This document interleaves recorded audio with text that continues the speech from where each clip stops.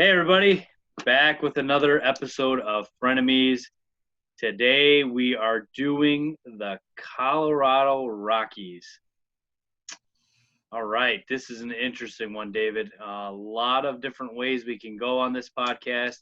A lot of different ways we can do this. First off, welcome, David. It's great to have you.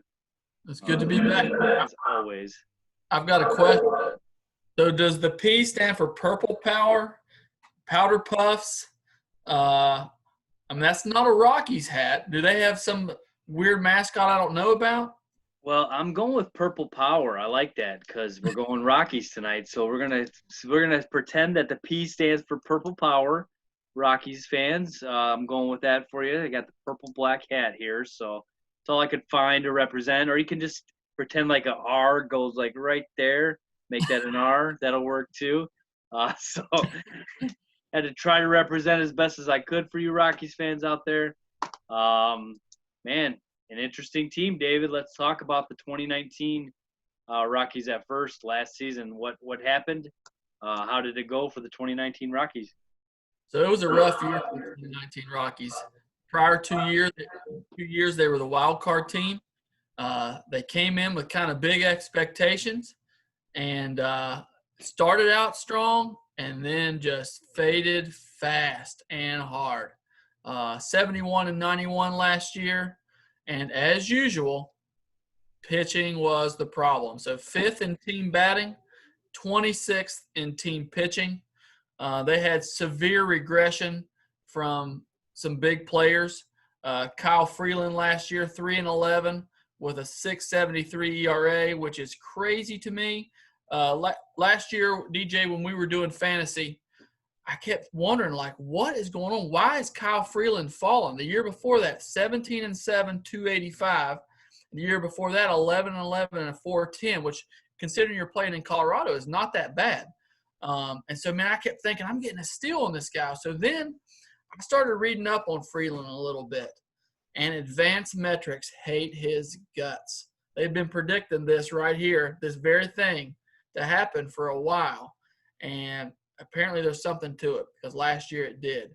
And so far, starting out pretty well this year, but that really hurt them. And then, DJ, I'm going to read you something.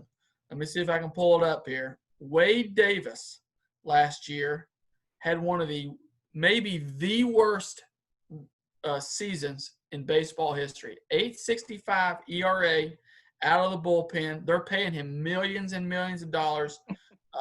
Can't get rid of him. I'm trying to pull this up. Just bear with me here just a second. This is a crazy stat to me. Wade Davis fell off the charts. So it says here, this is from Athlon.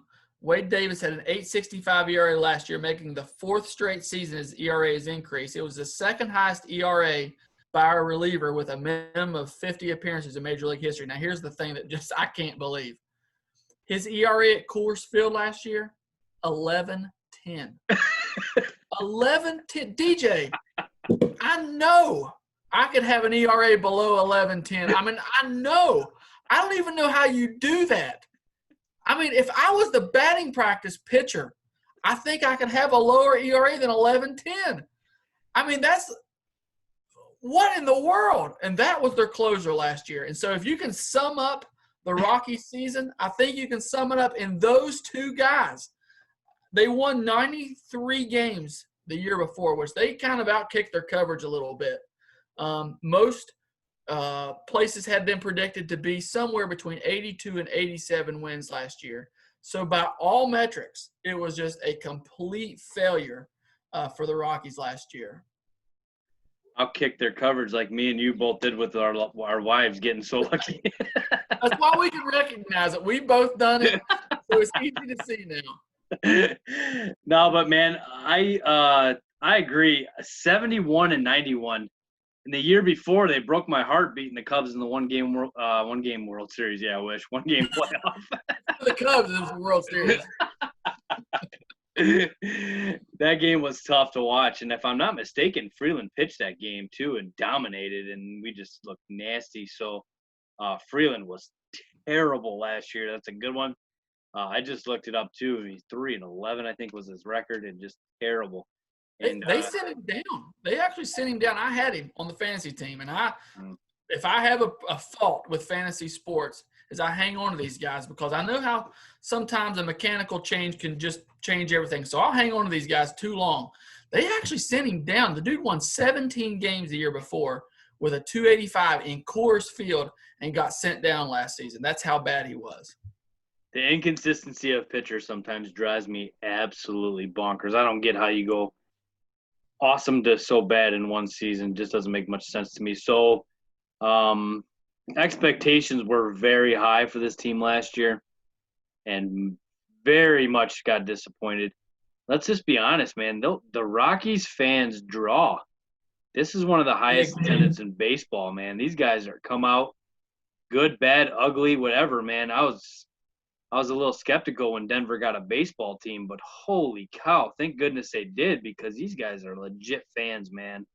And the expectations were real high. If I'm not mistaken, I read today they had the single season attendance record. Did you know that? No. Their inaugural year, 1993, they set the single season attendance record. Now that may have fallen since then. I'm not sure, but I read that stat today, and I will be honest, DJ. I'm a pretty big fan of the Rockies. I didn't even realize it. Like, I have really had fun researching this team. We've talked about several teams that really have no history. The Rockies have only been around since '93. They've never won their division, but they got a cool history. Like, they're a fun team to keep up with, man. I don't know if it's because of the home runs that they hit or what it is, but, like, a lot of my baseball life watching sports, for whatever reason, has had a lot to do with the Rockies. I mean, I guess I didn't even know it, but a lot of players that I've really liked played for the Rockies. And so I really had a good time kind of researching them out this year. Yeah, this was a lot of fun. So what they ended up doing last year, kind of crazy season for them. They started the year 2-0. So out of the gate, they looked pretty good, which I know that's just 2 games. But then they lost 12 out of their next 13 games. After that 3-12 start, they went 37-22 from April 14th to June 20th, and were 40-34, set up pretty good. And then David, the rest of the way, they went 31-57. Ouch! We talked about the Padres collapsing last year. The Rockies did the same exact thing, man. They were right there about halfway through, and completely fell apart. It was a total collapse. This team is very top-heavy on the offensive standpoint, and they were last year too. They've got some absolute superstar studs, and then they kind of fall off, and they caught up to them a little bit last year. And like you said, some of those pitchers just did not produce, and it led to a disaster in the second half of the Rockies. And unlike Andy Green, Bud Black has kept his job and is moving forward with his team into 2020. So with that being said, David, give us the strengths of this 2020 team. I'm just going to throw this out. I love Bud Black. I don't know what he's going to do with this team. You know, we've seen great managers kind of fall out with their team, so I don't know about all that. But as a manager, I love Bud Black. He took them to the playoffs in a year that nobody was expecting him to, and I think that bought him this year. But this is probably it for him. You know, they have the highest payroll they've ever had this year, and you know, they had a rough offseason. Let's just be honest about it. Arenado is not a happy camper. They did not put much around the core. No. Nothing. And so I'm going to go with the core of this team. And the core of this team is deep, man. You got Arenado. You've got Trevor Story. You've got his name just slipped me. And I was looking for it. Charlie Blackmon. Charlie Blackmon. And I'm going to go with German Marquez as one of those core players. Again, I had him on my fantasy team last year. And here's the crazy thing, DJ. I don't know if you remember this. I kept him like into late July, early August, and I dumped him. And you picked him up. And the dude 100% caught fire and was money that last month or two. But they've got a lot of nice core players. like superstar caliber players. I didn't realize how good Charlie Blackmon's been. I mean, he's been awesome. And Trevor Story is awesome. Arenado, one of the top third basemen in the league, if not the best. And so they've got a great core of players, just nothing around it. Yeah, I couldn't agree more. I do believe Nolan Arenado is the top third baseman in the game. Unbelievable player, defensively and offensively. That's what separates him from Chris Bryant is his defense. Chris Bryant's defense is not even close to Nolan Arenado's, and that gives him a step above him, in my opinion. When they were talking about trades this offseason, a lot of rumors came up with Nolan Arenado for Chris Bryant straight up, throwing a few things in here to make that work. And I got to be honest with you, man, I love Chris Bryant, but if they were going to trade him like they were saying and we were going to get Nolan Arenado, man, I would do that in a heartbeat based off of the things that I saw, that the other packages that they were willing to offer other teams. So that was the only trade this offseason with Bryant that I would have taken, no doubt, is getting Nolan Arenado, because Nolan Arenado is not happy right now. And he's playing the season pretty upset, just being honest. And it's a weird situation. It really is. It's kind of like the whole Jock Peterson thing, although they didn't never trade Nolan Arenado, obviously, but he wanted out, and they didn't grant him his wish, and they kept him. So kind of the same thing. I mean, you got a guy on now the other players around him know that he wanted out, so it's a little different for him. You know, Jock was actually out and came back. Nolan wanted out and came back, so it's a little different scenario. Same thing, but real tough, man. I don't know how you face your teammates after saying you wanted out of somewhere and have to come back and say, hey, you know, here I am. Sorry about that. I don't know how you get past that, really, to be honest with you. That's tough, man. I know I would have a big problem with that if someone on my team said they wanted out and then I ended up having to play a full season with the guy. And so we'll see how that works out. But, man, the left side of this infield, we just talked about the Padres left side with Machado and Tatis.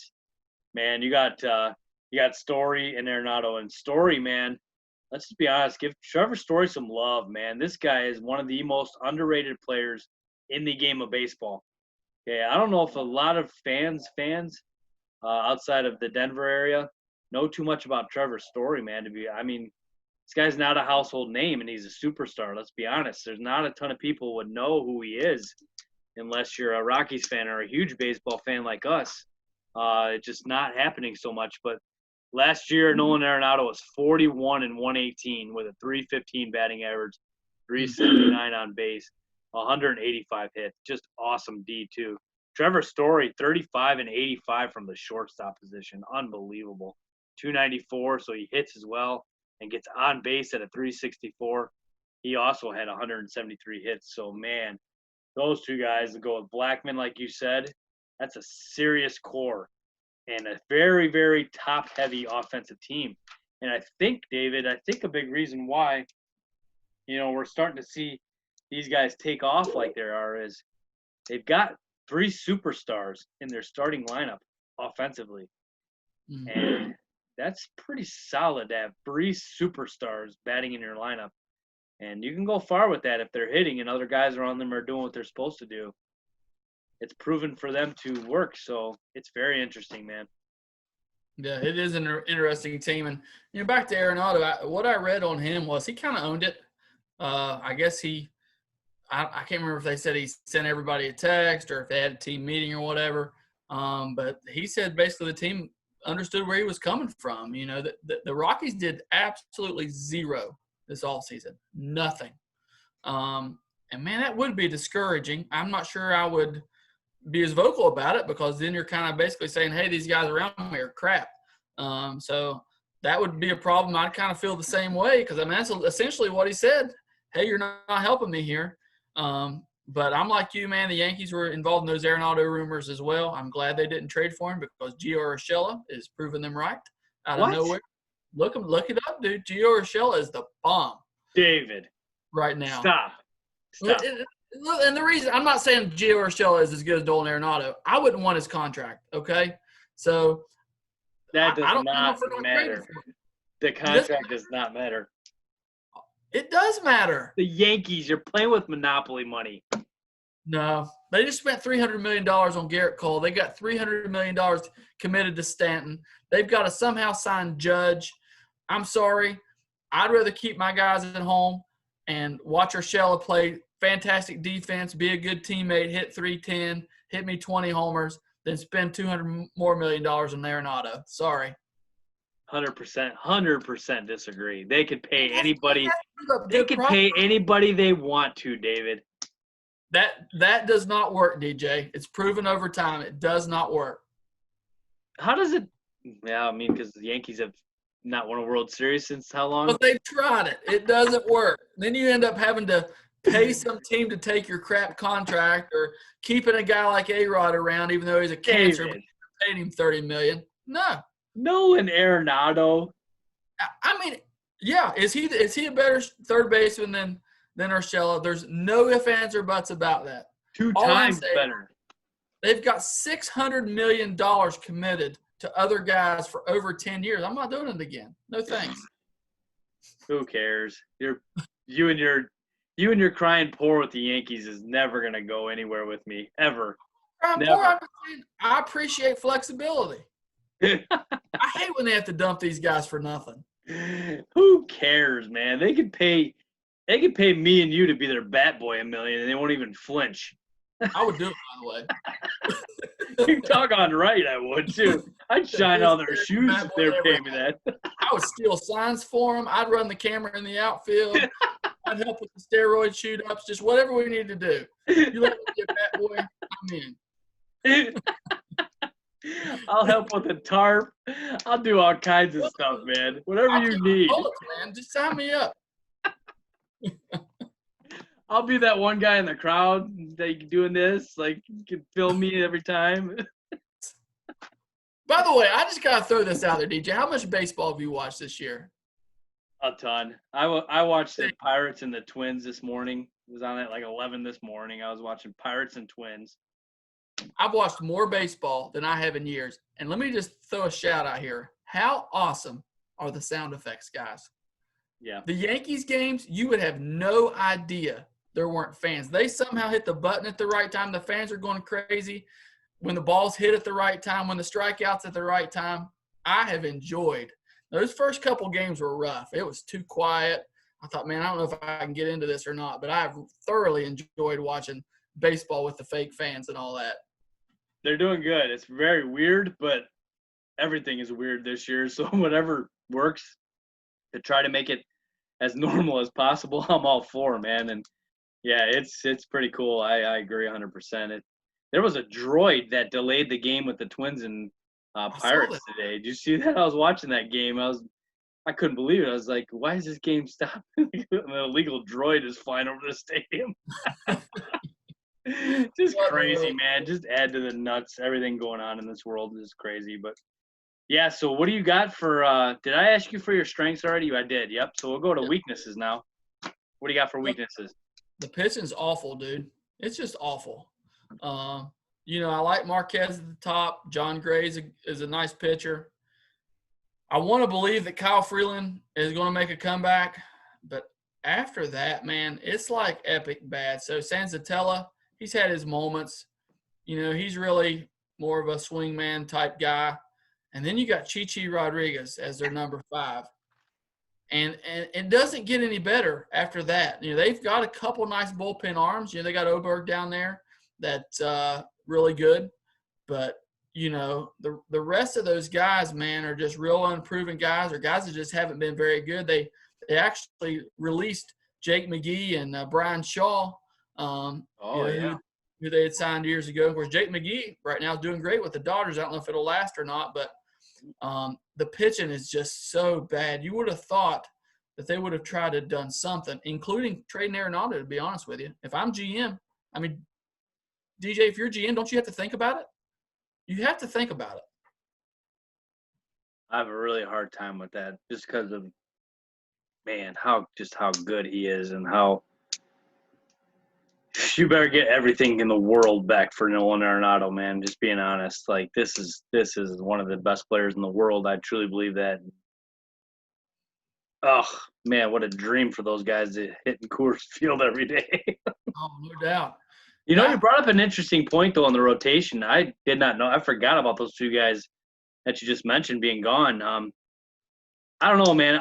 For my weakness, I as well have the rotation, and David, I have a little bit of hard time with John Gray. I really do. I'm not sure what to think about him, which I know they drafted him, and when they drafted him, I thought for sure he would be better than he is. And I know his numbers aren't terrible. He's about 10 games above 500, if I'm not mistaken, in his career. So he's not awful. I just am not really that impressed, if it makes sense. I thought he was going to be a top of the rotation guy. Your ace. I thought the Rockies, he was going to be their ace for years to come. I'm not seeing it too much. I know he pitches in a terrible pitcher's park. I get that. But I think I just kind of am a little disappointed with where he's at right now. I thought it'd be a little bit more. What do you think? Am I overstating that, or? No, I like Gray. Gray's going to be one of those guys that I think gets out of Colorado and ends up being a stud. I think it's there. I think it's hard to put it all together in Colorado, to be honest with you. I was reading a little bit today about how it changes the ball and how it changes movement on pitches. Man, as a pitcher, that'd be hard to deal with. You practice and you know where your curve breaks the best and you know where you're most effective throwing the ball. And if every other start, I've got to wonder if that's going to work and if that's going to be an out pitch and all that. I just think it would be really tough, man. So I think Gray is a really good pitcher. I just think that maybe he needs to change the scenery, to be honest with you. It would be terrible to be a pitcher in Colorado. It would be absolutely terrible. And I've always wondered, you could try some different things. If you could get some sinker ballers, maybe that would be the route to go, just guys to keep the ball on the ground, because obviously if it gets in the air, they say it can add 10%. So a 400-foot homer is a 440-foot homer, which is an absolute bomb. 10% is a big deal. And so, like you said, he's kind of been up and down, kind of been disappointing, inconsistent, but I can understand because what you're throwing is inconsistent. Yeah. I mean, I agree, and like I said, I think a lot of that does have to do with him being a Colorado Rockies pitcher. You think of all the money they threw at Mike Hampton, and that talk about another bad contract that was, and one of the biggest problems, David, for this team, and it's not just a 2020 weakness, it's a 2019, 2018, 17, 16, 15, all the way back to the beginning of this team's history is, unless you draft guys like you did Gray, it's very hard to convince a pitcher to go there via free agency. It just honestly is. We were talking about this with the weather in San Diego, how it could be a draw. Well, David, if you're in the majors as a pitcher that you were, and they're trying to tell you, I mean, I know money talks, but if you've got a choice and the money's about the same, you're not going to Colorado. I guarantee you that. You're going anywhere but Colorado to pitch, because you know that's trouble for your career. As far as your numbers and stats go, for sure, at least. You still may make the money, obviously, but you are not going to survive as well in Colorado as you do anywhere else. So what a tough sell. It's very easy to get hitters to go there. Very easy. But it is not easy to get pitching there, and that has always been their problem, if you ask me. It's just not deep enough rotations to get them where they need to go. My first-round draft pick, if I'm a GM, maybe my first and second round, would never be a hitter, ever. I'm serious, because I can sign guys that would kill to come play for me there. I would stockpile pitching as much as possible and just hope somebody came up. I mean, obviously, they've had a few good pitchers over time, but it's ruined so many guys' career, man. I think about Denny Nagel and, like you said, Mike Hampton, and some of these guys that were really good pitchers before and some of them good pitchers after. And it just ruined them.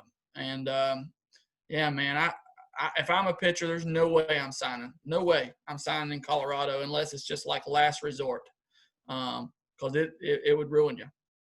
Yep, I totally agree, man. And it's a big problem for them. It really is. So what do you got for best case scenario for the 2020 Rockies?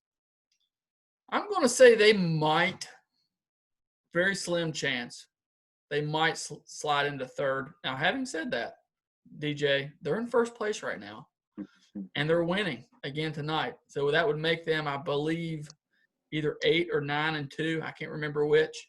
But there's no way they beat the Dodgers. I think the Padres are more talented. I think Arizona is more talented. But if I had to if I had to figure out a way for them to get to third, it would be that they would be passing Arizona, in my opinion. So they might get to third place. They have the star power to carry them a long way. I just don't think they have enough pitching. Yeah, I 100% agree. You said everything I was going to say about that. Third place, I don't see them in second. Um, the third place is the limit. So if we're talking 8 teams in the playoffs for the National League this year, you got the top 2 teams in every division, and then you've got 2 of the 3 third place teams basically. And I don't know, man, they could sneak in that way still. You know, they really could. They could be that 7 or 8 seed in the National League this year. They could sneak in that way. So very possible because they could get third in this division and snatch one of those spots to make a playoff. So the expansion of that did help them a ton. Sure, I mean that's the only way they were getting in. Otherwise, I mean I just don't see it. There's too many good teams. We'll have to talk about sometime like what our predictions for the playoffs would be for the National League. But I might even think teams like, for instance, the Mets. The Mets are a disaster right now, but they have a lot more talent than the Rockies on paper anyway. And again, short season, this really helps them out. That's the only way they're getting in is in this short season. And man, we talked about that in the Mets podcast, and it's come to fruition full circle. Is Porcello and Waka. Disaster. Ouch. Disaster, man. And we called that, and with no Syndergaard, they got DeGrom, and then it's Jacob DeGrom and pray for rain, basically. So they're in deep trouble there in New York, no doubt. So, yeah, what do you got for worst-case scenario for the Rockies then? I think it's very possible they end up in last. And I know that's hard because we talked about how bad the Giants really are. I think the star power that they have carries them past the Giants. If I'm going to be honest, not by much. I just don't like the pitching that they have at all. And so an injury or two is all it would take. And they're, in my opinion, sliding past the Giants. The Giants so far have been kind of scrappy too. And so – you know, I don't know if that's who the Giants are going to be. I'm not a fan of their manager. I'm not really a fan of their team at all. But, you know, an injury or two to the Rockies, there's a lot that they're missing, man. Just a whole lot that they're missing. So if Arenado were to go down, they don't have – their pitching's terrible. So I could honestly see that happening to them. Gabe Kapler, we talked about him before the season even started, and I was already this far with him. After seeing what he did and everything that he stands for, I've gone even way farther down, and I'll leave it at that. I think you know what I'm talking about, but not a fan in any way, shape, or form of his, and never will be, and he just completely went down the toilet in my book as far as everything he stands for and goes for. So, as bad as a manager as he is, he's either got some dirt on somebody or some naked pictures or something. Like I don't get it, man. I just don't get it. He tanked. And we talked about this, but he tanked the Phillies last year. What a horrible job. Somehow lands another job. Watch him prove us all wrong and take the Giants to the World Series. But nope. I don't see the Rockies falling that far, but I think it's possible. Disrespecting America, being an idiot about that. And so I'm just bringing them up because I don't see the Giants being anywhere but the cellar. I really don't. So I think the Rockies are fourth in this division at the worst case scenario. And you know, we talked about this in the Padres podcast. Is the mix between the Diamondbacks, Padres, and Rockies is going to be interesting to see how that plays out in the middle with the Dodgers up here and the Giants down there. Those 3 teams legit fighting for a playoff spot, man. So, you know, there's going to be 1 or 2 come out of that division of those 3 teams we mentioned there. So it'll be interesting, man. These guys are off to a blazing start. I did not see this coming, I'll be honest. But I kind of think it's the same thing when you look at the 2017, 2018 teams that made the playoffs. You know, you didn't really think much of their pitching. You never do. And then somehow, man, just the beasts of an offense that they got, you know, they got 4 really good. I like David Dahl a lot too. If he's healthy, oh man, I love me some David Dahl. That guy can play the game when he's healthy, and he's a stud. So he's not even really mentioned. I know he's not a superstar, but he's a good player, man, no doubt. And when you got Ryan McMahon, he's a nice player too. I like him. And Yeah. Daniel Murphy was not Daniel Murphy of old last year, but if these guys are clicking, then you got some other guys hitting around those superstars, man. I could easily see why they're just outscoring teams and trying to beat a team 8-6 or something like that and just survive based off their pitching, which is possible, especially in a field like Coors. You can out hit teams and win ball games. So it could be a very well another 2017, 2018 Rockies team where they surprise teams and just hit enough to survive and make the playoffs. So Yeah, I mean, Freeland would turn it around, and yeah, if Gray and Marquez could live up to expectation, and if they can figure that bullpen out, I don't know what's happened to Wade Davis. That's, 11 ERA at home. I just whatever. That's just crazy to me. I guess honestly, it goes to show you how good major league hitters are. I said I could have an 11 ERA at Coors. No, I can't. If Wade Davis can't throw it in the mid 90s, and obviously he's been nasty at some point, but it's just crazy to me he was that bad. But if they could get those two starters to come around and figure out a little bit of a bullpen, then I think this is an above 500 team. Otherwise, I just don't see it. very interesting. It's hard to tell. Sometimes, it's really crazy to think they're already a sixth of the way through, man. It is. This is definitely a sprint, man. It's unbelievable. It feels like we just been watching baseball for like 3 days, and it's already almost a sixth of the way done. So it's a sprint. It's a year unlike any other. We've got some teams that are 2-1 right now that have played 3 games. We got teams playing. It's unbelievable. So it'll be interesting to see how the Rockies can come out of this. And what do you got for position battles so far? So they just got to figure out that rotation. I don't know who all is going to compete for it, but Sanzatella and Rodriguez, just a terrible combination for your 4 and 5 starters. They've got to find some starters somewhere. We're going to talk about their farm system in a minute. It's pretty barren. I wondered about the Rockies and a guy like Fulton Ebich for the Braves. They were just basically trying to dump him because they didn't want to pay his salary. If I'm the GM, of course, he's limited by money, but I gotta take some flyers on some guys somehow, somewhere. We talked about Puig and how Cleveland, really needs him. Well, the Rockies just need a starter. And, man, I've seen with the Yankees, these waiver wire guys, some of these guys you can find lightning in a bottle, man. I remember one year they got Sidney Ponson, kind of carried them down the stretch. Sean Chacon, one of those playoff teams, somehow or another, Sean Chacon put him on their back. And so I don't know how that happened, but they have got to find somehow, some way, some pitchers to compete for that 4 and 5 spot. That's a good point. I love the name Chi-Chi, though. How cool is that? I wish my name was Chi-Chi. That's so awesome. What a cool first name, man. That's all. If anything, he's got a cool name, but I agree. I don't think he can pitch very well. So I'm going to go with the DH.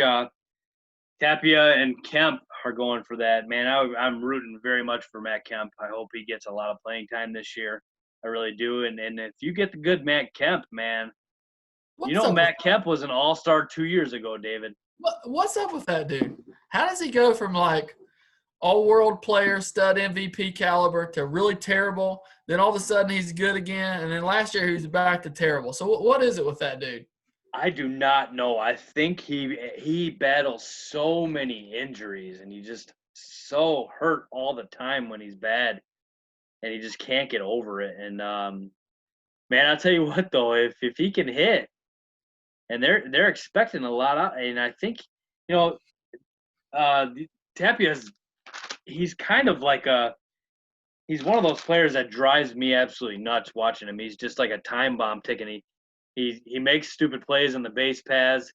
He's just not a very baseball smart guy, to be honest with you. And he'd drive me nuts if I was Bud Black. So I would not play him based off of that. I'd go Kemp.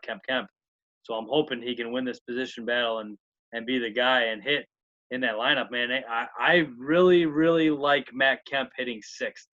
And I don't know. I haven't watched too many Rockies games. I'm not sure where they're plugging him in if he's playing. But, man, he looks like a good 6 hitter to me. kind of a guy that's hitting after the guys through the middle of the order. You can knock in some guys there. So hoping that Matt Kemp pulls it off and becomes the old Matt Kemp or something. What, if he could pull off, you know, it's hard to predict numbers now, but in a normal year, if he had like 60 ribbies, that would be really good, man. If they could just get something out of the guy this year, and we'll see what happens. But that's one I got for it. So Yeah. The DH may have actually hurt the Rockies a little bit, just to be honest with yeah, you. yeah. One of the few teams in the National League you can say that about, I guess. But, they could turn their – well, I guess he's a better hitter than their pitcher, so I guess that's not really true. But what I was going to say is the quicker you can turn that lineup around and get back to the top to those guys, the better off you are. But anyway. No, but I see what you mean, though, because other teams have DHs. Like, they just have legit guys that are going to plug in there, and the Rockies really don't. Nope. So they're kind of – I mean, who would not want to have a ninth hitter that's not a pitcher? And the Rockies just don't really have that guy like other teams do. So instead of, the Cubs having their pitcher batting ninth, now they got Schwarber, and you got, Kemper Tapia. That is a disadvantage. You're right. So it makes total sense. Everybody's pitchers are terrible hitters. I think somebody brought up a stat to me the other day that there was one hit in the postseason by pitchers last year. One in the entire postseason. I don't want to see that anymore, man. There's always this no. There's always this National League, American League debate on, if you pitch, you should bat.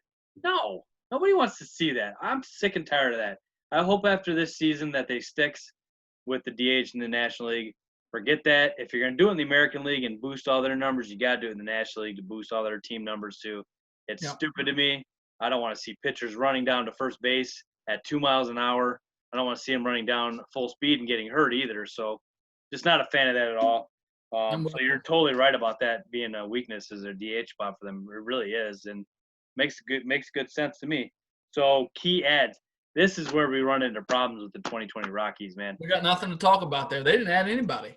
They got nothing. They literally got Jose Musica to add to their pitch, and they got Matt Kemp, I guess you could say, Daniel Bard, Tyler Kinley, Chris Owings, Elias Diaz. None of those guys. Daniel Bard. That's an interesting deal right there. So Yeah. I have to admit, I hated Daniel Bard. He was on some of those great Red Sox teams. Man, he was unhittable. And, man, I hated the idea of him as a closer. But, they decided, because they had Papelbon at the time, that they were going to make him a starter. And I don't know if that was the beginning of the end for him, but he got the yips really bad. And so I think it's super cool, man. I love a good story. I think it's super cool that he's made a comeback and he got into coaching and mental coaching, and he still got it. So last I looked, he was really one of their better relievers. That's very interesting, man. I did not know that about him. That's really cool you brought that up because I looked at him and I was thinking, I'm not real sure what to think about that, but that's pretty cool. So you're going to go with Bard on that? Yeah, I'll go with Bard. I mean, he's completely out of baseball. They need a reliever. They said he's throwing in the high 90s again. So, yeah, I'll go with Bard. I'll go with Kemp just because of what I just said. But, yeah, this is the problem, though, David. Like, this is why Arenado's so ticked off. I mean, look at the guys that you got. I mean, if you go out and get, if you're not going to add to the rotation, at least get one or two more boppers in this lineup. Come on. If you can add another two guys in free agency that can come and mash with these other guys, holy cow, then just try to out-hit everybody, and hope that your top three pitchers are legit, and you're going to go very far. And they didn't do squat, and I don't get it. With the amount of fans that are paying money and buying tickets, don't cry poor to me, man. I'm not buying it one bit. And this is why I see where Arenado got in a little bit of trouble with his mouth a little bit.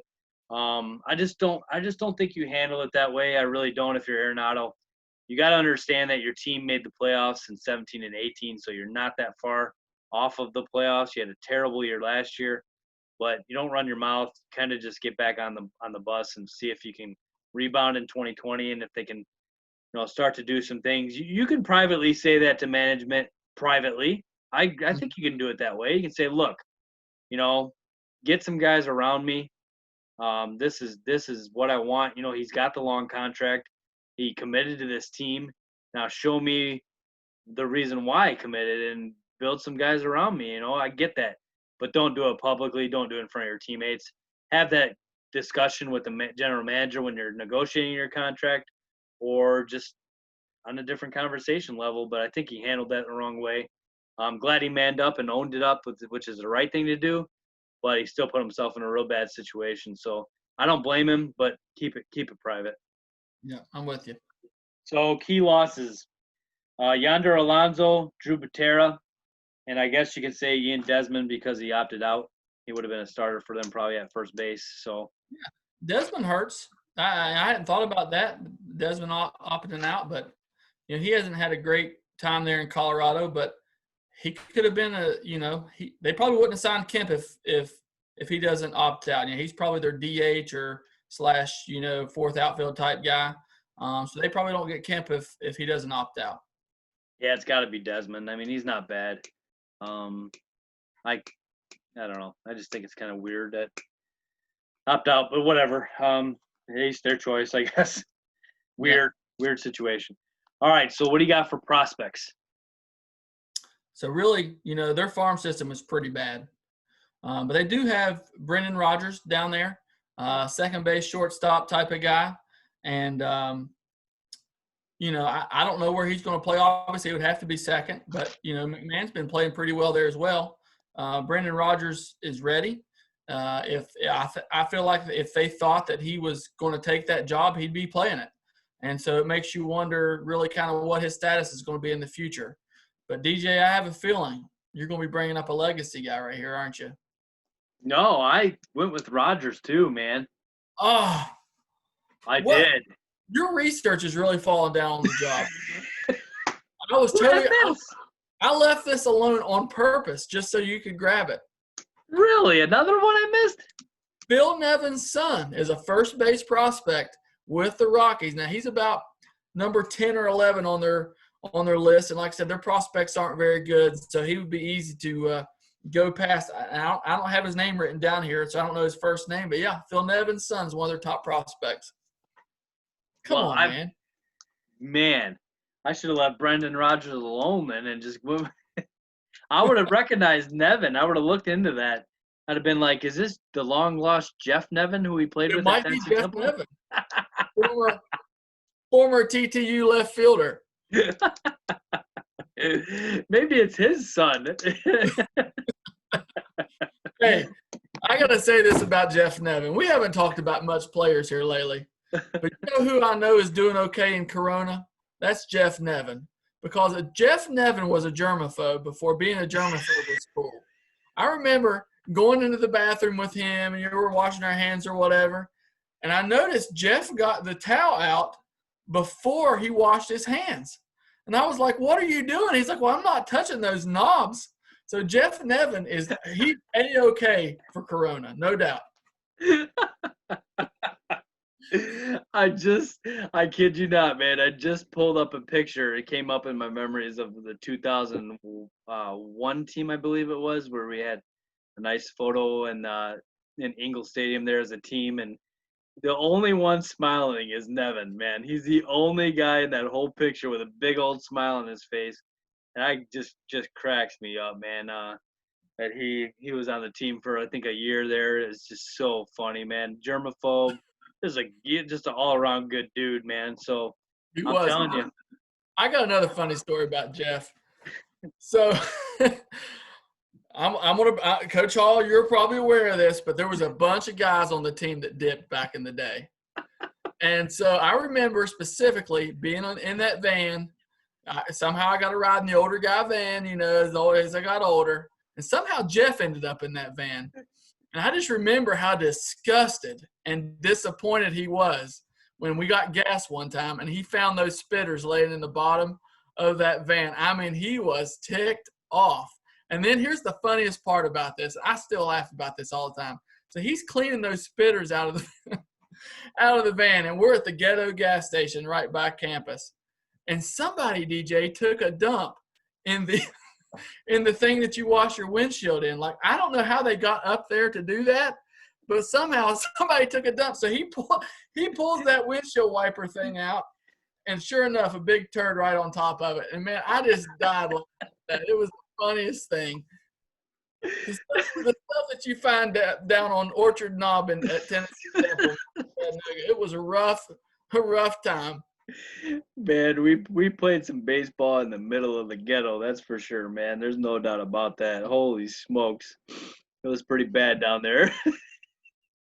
Sometime we need to have a podcast that not everybody can watch, and we can talk about the road that we always went down on the way back. That was one of my favorite things that we did. Just Jason Morgan did a lot of things that were annoying, but the funniest thing he ever did was hanging out of that van yelling at those people. We'll talk about it some other time. There might be little ears around, but anyway. One of the PG things I can tell you is that he did is on the corner right before you got on the Interstate 24. There was a guy just standing there, a homeless guy, and Morgan threw him a honey bun, man. Just threw out a honey bun out the window at him. And that guy said, "I don't want a honey bun. I want a beer." Oh, man. I tell you what, at least he was honest. He wasn't wanting no food or no money. He just wants his alcohol, man. No doubt. So yeah, hey, giving a little love to Jeff Nevin and I like it, man. I'm glad to see that your son is the number 10 prospect in the Rockies organization. That's awesome, man. So yeah, Rogers was a third pick in the 2015 draft. He debuted last year actually and played 25 games. He hit 224, so he just got a little bit of a sniff, but I think he's gonna stick. He had 66 bombs in the minors, hit 296, so pretty good average. Shortstop, second base, third base type. He's not playing short or third, so he better learn that second base position pretty well if McMahon slips up a little bit. So he's 6'4", 204, so he's got a good body take to him. But yeah, that's the guy I went for too. So we'll see if we see a little Brendan Rodgers this year. I'm not sure how much we'll see of him, but we got a little taste of him last year, and he looks like he might stick. So not a bad prospect. So David, you got any trivia for me this time? I do. Give me just a second. Wow. Can I just say, if I'm GM and we're not winning this year, I think I'm doing the teardown. I'm just going to be honest with you. I think I'm flushing it, and everybody's for sale. Because if they can't afford to add any players, why not just trade them all and start all over? That's garbage. They can't afford it, man. They got so many fans. All right, DJ. 3 of these people that I'm getting ready to name won a batting title. I need you to tell me which one did not.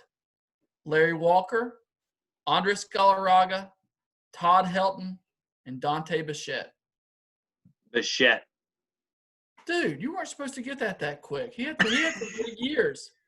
That's correct. Andres Galarraga in 1993. That's the one I looked at that and I thought, certainly Galarraga didn't win a batting title, but sure enough, he did.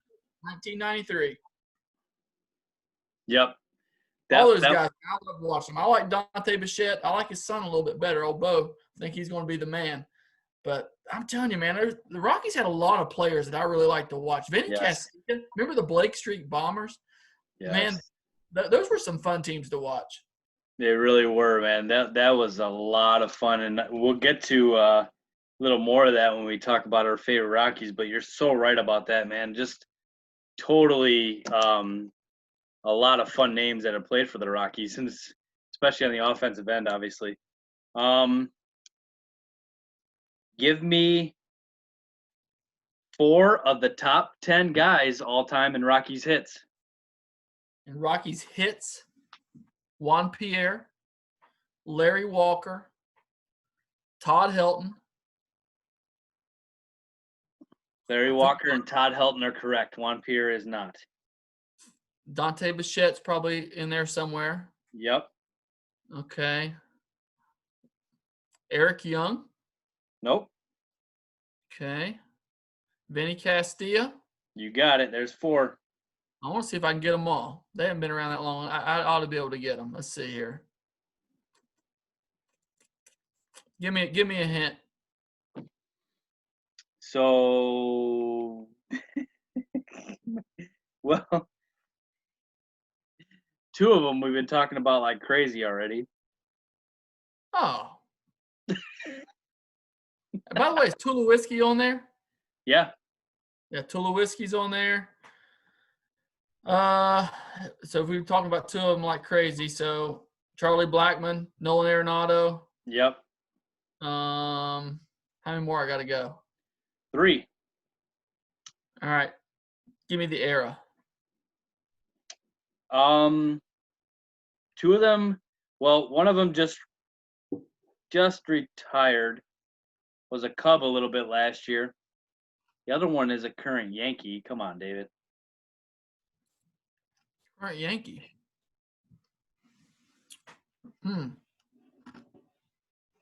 Current Yankee.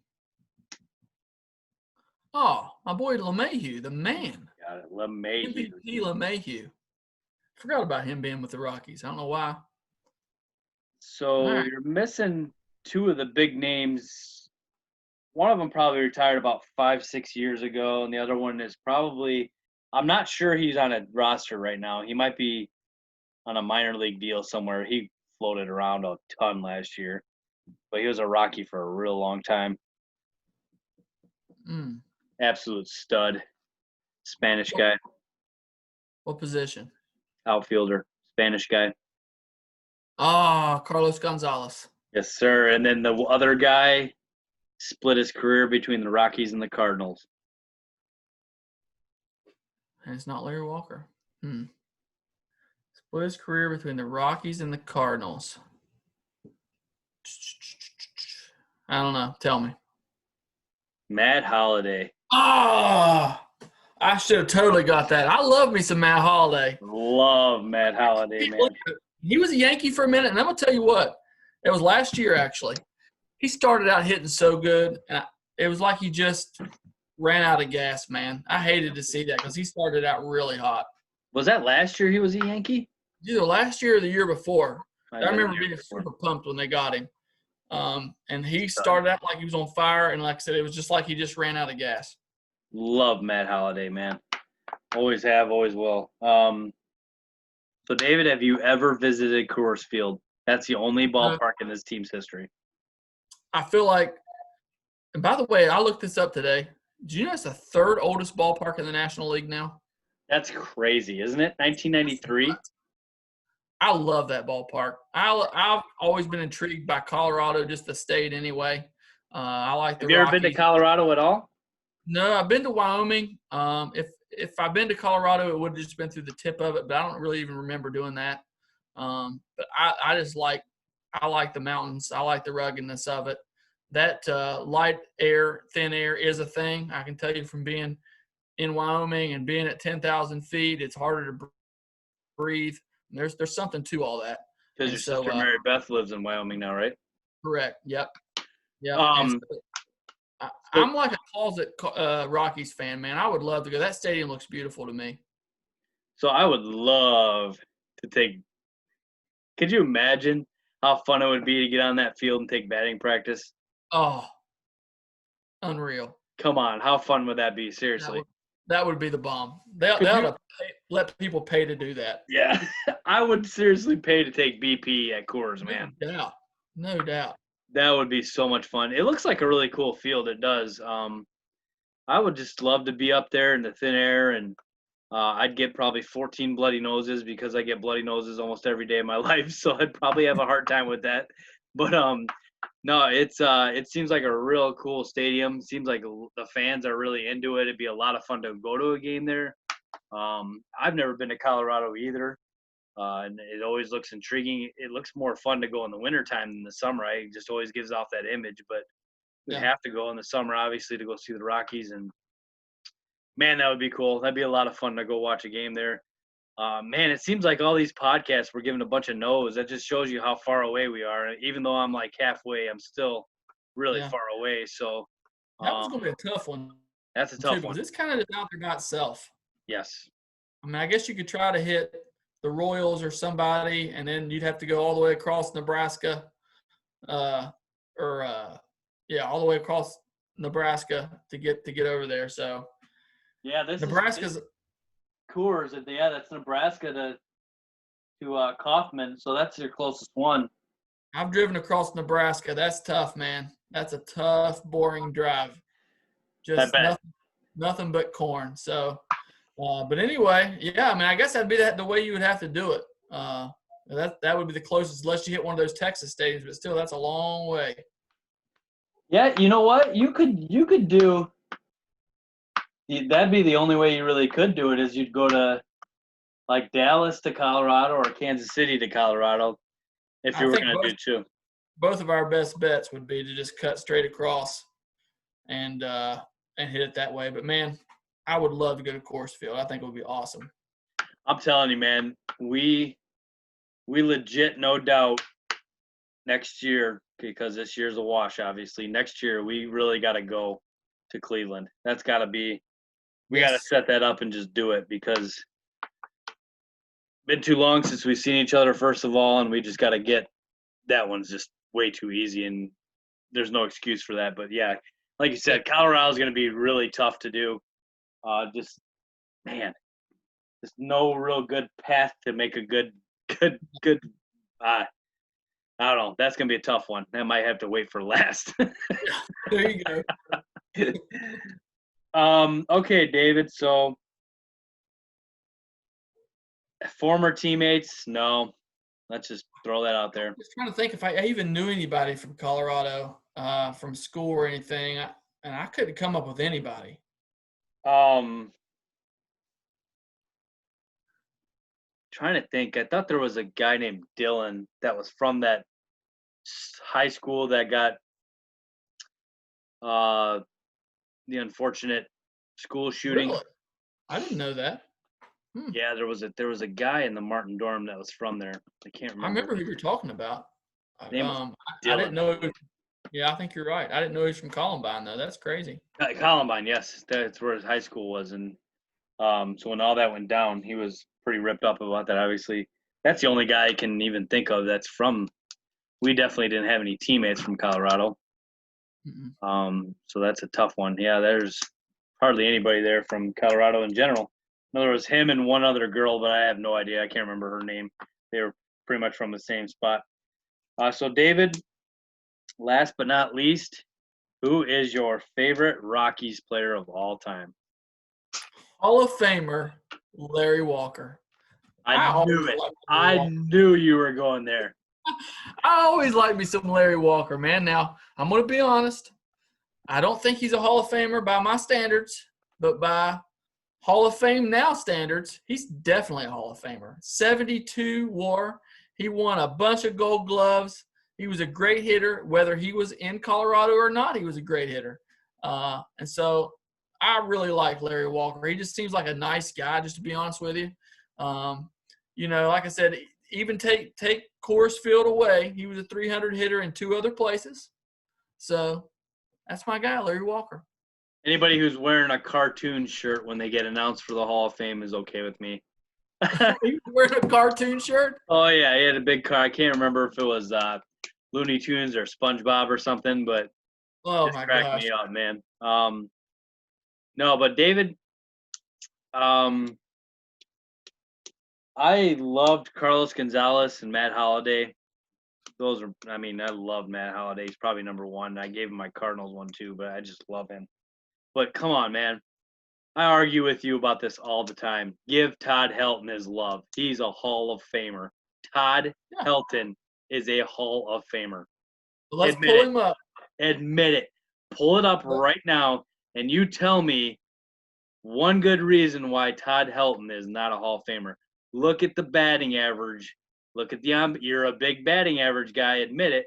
Look at that average. You used Coors Field against Larry Walker. Huh? You used Coors Field against Larry Walker. So how are you going to use it for Todd Helton? Wait a minute. We're looking at stats. So by my standards, I'm probably not putting Todd Helton in. It's close, though. I'll admit you, it's really close. David, read the batting averages from start to finish right now. 280, 315, 320, 372, 336, 329, 358, 347, 320, 302, 320, 264, 325, 256, 302, 238, 249. He David. dominated for 10 years. David. Come on. Here's my rebuttal. Only 5 seasons with more than 100 RBIs, DJ. How many with 80 or 90? Let's see. 61, 37, 69, 37, 86, 29, 91, 81, 79, 96. Then he had that big run, 117, 109. He actually had 147 RBIs one year. If they put him in, I wouldn't argue. He doesn't have 3,000 hits. He didn't have 400 homers. But David, here's the thing, man. We gotta start thinking a little bit about. And this is a big one with me because not everybody's a power hitter. You know, not everybody's gonna hit home runs. Which Tony Gwynn, we just talked about, had 120 homers maybe. Here's what I was gonna say. You're exactly right. Not everybody is a power hitter. And those averages are unbelievable. Look at the on-base percentages and read those. That's even more impressive. He was more of a contact hitter. I mean, he had some big home run years too.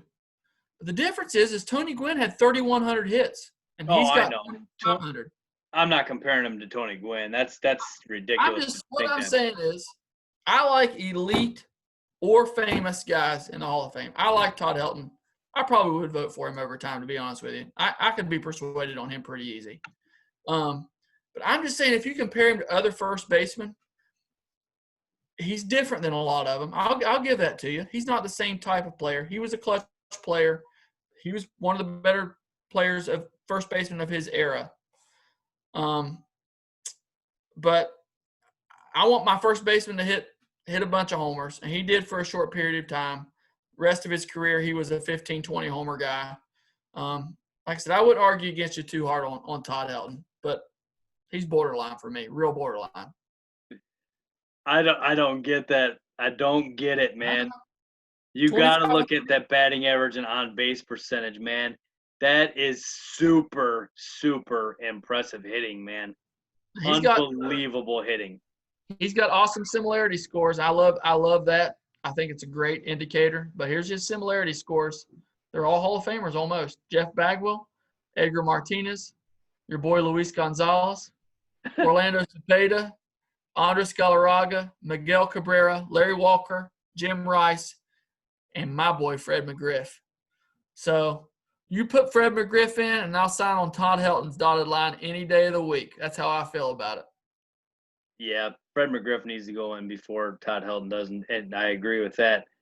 But come on, David. Todd Helton, I can't remember off the top of my head. I wish I would have looked this up, what his percentage of the votes was this year. But it made me sick, to be honest with you. Low? I don't know. Yeah, it was low.